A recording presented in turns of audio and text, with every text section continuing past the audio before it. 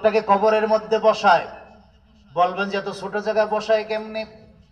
ওটা যার পক্ষে সম্ভব তিনি কে?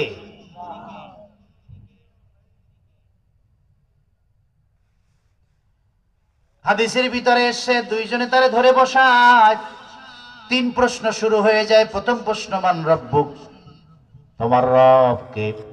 ব্যক্তি যদি মুমিন হয়, ব্যক্তি যদি নামাজি হয়, ব্যক্তি যদি সৎ হয়, পরেশগার হয়, যাকাত দানকারী হয়, তেলাওয়াতকারী হয়, ব্যক্তি যদি ইমানদার হয়, এক সেকেন্ড দেরি হবে না, বলে দিবে রব্বি আল্লাহ, আমার রব আমার আল্লাহ।